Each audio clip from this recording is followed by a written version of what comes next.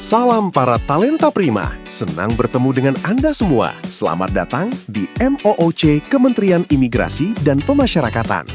Kali ini, kita akan bersama-sama mempelajari modul yang sangat fundamental bagi setiap pegawai kementerian, yaitu hukum, kerjasama, dan perlindungan organisasi. Tujuan pembelajaran modul ini adalah agar para talenta prima memiliki pemahaman yang komprehensif dan sistematis mengenai 3 hal pokok. Pertama, kerangka hukum yang berlaku di lingkungan kementerian.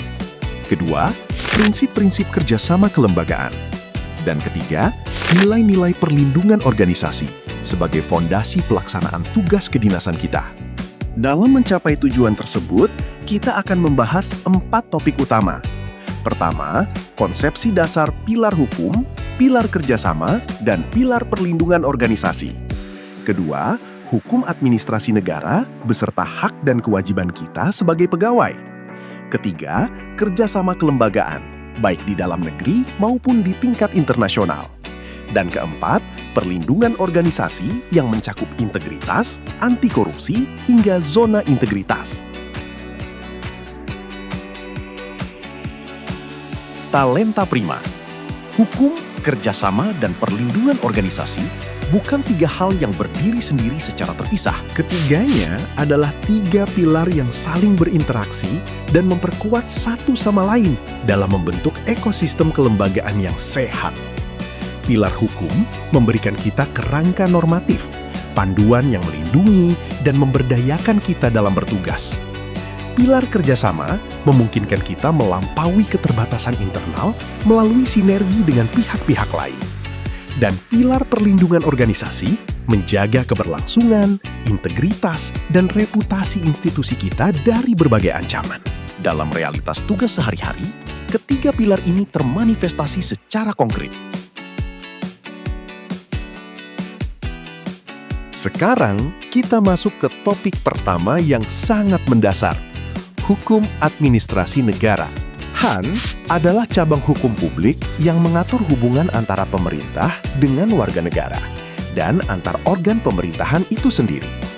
Landasan utamanya adalah UU Nomor 30 Tahun 2014 tentang Administrasi Pemerintahan yang secara eksplisit mengadopsi asas-asas umum pemerintahan yang baik atau AUPB sebagai standar perilaku setiap pejabat pemerintahan.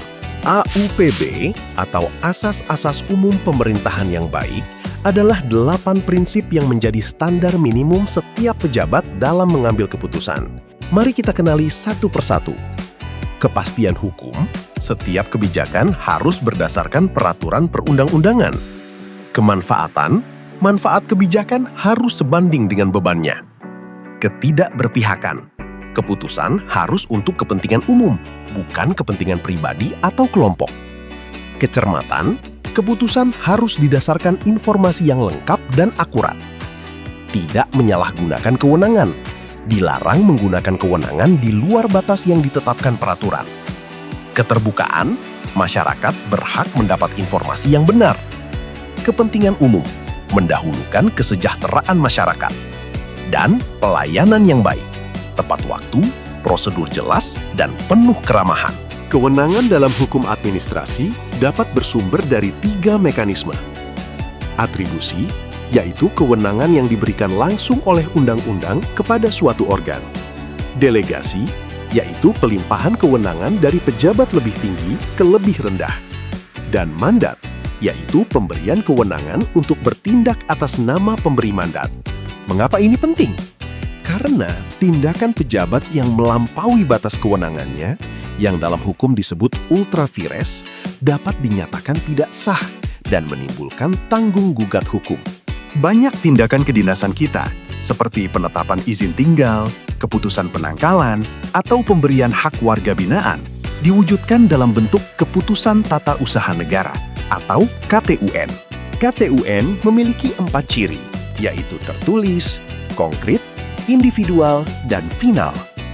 KTUN yang cacat karena melanggar AUPB dapat digugat ke Pengadilan Tata Usaha Negara. UU ASN Nomor 20 Tahun 2023 membedakan 2 jenis ASN, yaitu PNS yang diangkat secara tetap tanpa batas waktu, dan PPPK yang diangkat berdasarkan perjanjian kerja untuk jangka waktu tertentu. Keduanya memiliki hak dan kewajiban yang harus dipahami sejak awal. Sebagai pegawai, kita wajib setia pada Pancasila, UUD 1945, dan NKRI, melaksanakan tugas dengan pengabdian, kejujuran, dan integritas, serta bersedia ditempatkan di seluruh wilayah Indonesia.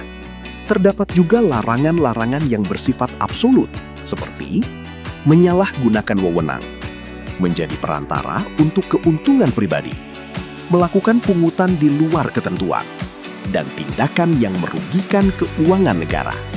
Jika Anda menemukan dugaan pelanggaran, Anda dilindungi oleh hukum sebagai whistleblower. Identitas Anda dirahasiakan dan Anda terlindungi dari ancaman dan diskriminasi di tempat kerja. Tidak ada satu institusi pun yang bisa menyelesaikan semua permasalahan publik sendirian. Fungsi keimigrasian memerlukan koordinasi dengan Kemlu untuk paspor diplomatik, Polri untuk penegakan hukum dan deportasi, serta BIN untuk penangkalan berbasis keamanan. Fungsi pemasyarakatan memerlukan koordinasi dengan kejaksaan untuk eksekusi putusan, pengadilan, dan Bapas untuk pemenuhan hak-hak warga binaan. Di level internasional, kementerian kita terlibat aktif dalam berbagai forum kerjasama global. 5 mitra internasional utama yang perlu para talenta prima ketahui adalah UNHCR untuk penanganan pencari suaka dan pengungsi, IOM untuk pengelolaan migrasi dan pemulangan sukarela, UNODC untuk pemberantasan perdagangan manusia dan penyelundupan, Interpol untuk kerjasama polisi internasional dan pencarian DPO lintas negara, serta ICRC untuk perlindungan tahanan dan standar hak asasi di lapas. Instrumen hukum yang paling umum digunakan dalam membangun kemitraan adalah MOU atau Nota Kesepahaman. MOU berfungsi menyepakati kerangka umum kerjasama, membangun kepercayaan antara para pihak, menetapkan bidang-bidang kerjasama, dan menjadi dasar bagi perjanjian operasional yang lebih rinci. Talenta prima, perlindungan organisasi adalah tanggung jawab setiap pegawai, bukan hanya pimpinan. Salah satu ancaman terbesar adalah korupsi. Landasan hukumnya adalah UU Tipikor, UU nomor 31 tahun 1999 yang diubah dengan UU nomor 20 tahun 2001. UU ini mencakup tidak hanya penyuapan, tetapi juga gratifikasi. Gratifikasi adalah pemberian dalam arti luas, seperti uang, barang, diskon, tiket, fasilitas penginapan, dan lain-lain yang diterima sehubungan dengan jabatan. Selain gratifikasi, perlu juga dipahami terkait konflik kepentingan. Konflik kepentingan adalah situasi di mana kepentingan pribadi, keluarga, atau kelompok kita berpotensi mempengaruhi objektivitas pengambilan keputusan. Dalam situasi-situasi tersebut, yang harus dilakukan adalah mengungkapkan konflik kepentingan kepada atasan dan mengundurkan diri dari proses pengambilan keputusan terkait. Baik talenta prima, demikian materi kita hari ini. Semoga bermanfaat dan kita semua senantiasa bangga melayani bangsa.